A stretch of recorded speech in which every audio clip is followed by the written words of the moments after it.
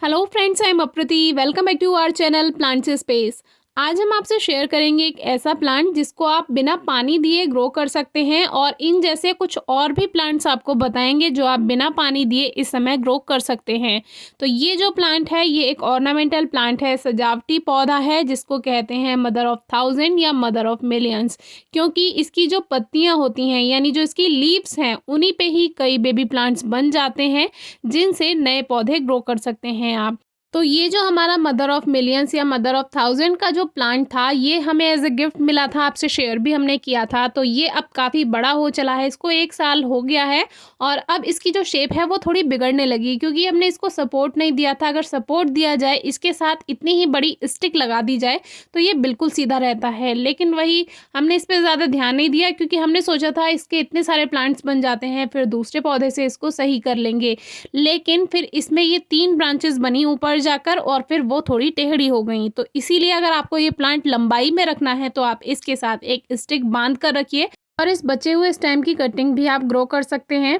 तो अभी जो हमने ये 3 इसके शूट्स कट कर लिए हैं, एक तरह से ब्रांच आप कह सकते हैं, इन तीनों ब्रांचेस को हमने कट कर लिया है और इनकी जो लीव्स हैं इस पे आप छोटे छोटे प्लांट्स देख रहे होंगे, बेबी प्लांट्स जिनको प्लांटलेट्स भी कहा जाता है।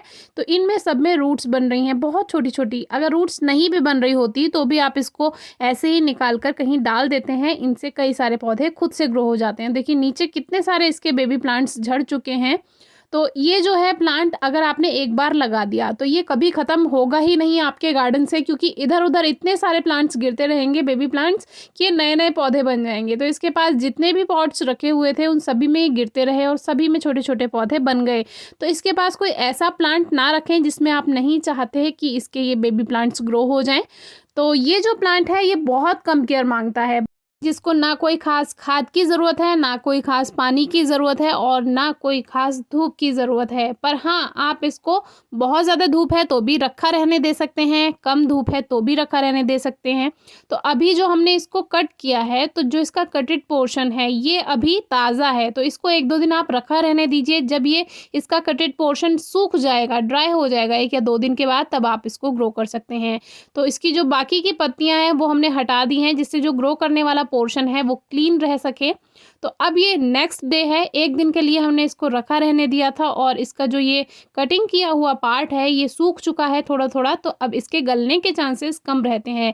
इसी तरह आप प्लूमेरिया यानी कि जो चंपा कहलाता है उसकी कई वैरायटी होती है, नाग चंपा भी होती है, चंपा भी होती है, या कोई और सकलेंट है या ब्रायोफाइलम है, कैलेंचो है, बिल्कुल इसी तरह आप ग्रो कर सकते हैं जैसे कि हम आपको ये प्लांट बता रहे हैं। और किसी भी मौसम में ग्रो कर सकते हैं, चाहे उसका ग्रोइंग सीजन है चाहे उसका ग्रोइंग सीजन नहीं है, क्योंकि ये जो प्लांट है अगर आप इसको पानी नहीं देंगे, मान लीजिए ग्रोइंग सीजन नहीं है फिर भी अगर आपको ग्रो करना है तो पानी नहीं दीजिए, बहुत हल्की सी नमी बनाकर रखिए, या पानी नहीं भी देंगे तो भी वो ऐसे ही रहेगा।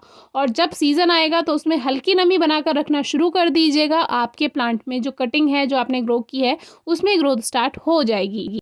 एक छोटा सा पॉट हमारे पास रखा हुआ था, इसमें हमने ये तीनों प्लांट्स लगा दिए हैं, कटिंग्स जो थी, और मिट्टी को अच्छे से प्रेस कर देंगे। थोड़ी एक्स्ट्रा मिट्टी भी इसमें ऐड कर दी है, थोड़ा कंकड़ पत्थर यानी जो बजरी होती है वो भी आप इसमें मिक्स कर सकते हैं, यानी कि जो छोटे छोटे ग्रेवल्स होते हैं आप उसको मिट्टी में ऐड कर सकते हैं। उससे क्या होगा, जो मिट्टी है वो वेल ड्रेन्ड बनती है, उसमें जो मॉइस्चर है वो होल्ड नहीं रहता है, ओवर मॉइस्चर नहीं हो पाता है, तो उससे भी इस तरह के पौधे जिनको कम पानी की रिक्वायरमेंट होती है वो अच्छे चल जाते हैं।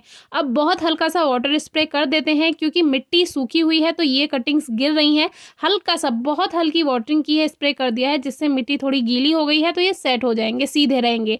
अब हम इसमें कोई पानी नहीं देंगे। अगर आप चाहें तो 7 दिन में या 8 दिन में आप हल्का सा स्प्रे मिट्टी में कर सकते हैं। बाकी की जो पत्तियां थी वो हमने ऐसे ही एक पॉट में डाल दी हैं, वहाँ उसमें और प्लांट्स बन जाएंगे। अब ये जो पौधे हैं ये अपने आप ग्रो हो गए हैं, जो कि बेबी प्लांट्स गिरते रहते हैं, इनसे नए नए पौधे बनते रहते हैं।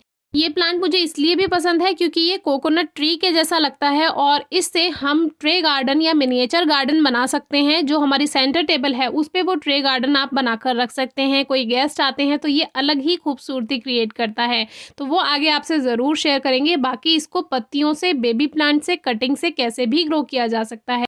कटिंग अगर लगा रहे हैं तो पानी का सबसे ज़्यादा ध्यान रखना है। अगर इसमें आपने ज़्यादा पानी दे दिया तो इसमें वाटर कंटेंट ऑलरेडी होता है, यानी पानी की मात्रा होती है, तो ये गल जाएगा। तो कुछ दिन पानी ना दें तो भी चलेगा। कोई क्वेरी हो तो पूछिएगा। Thank you.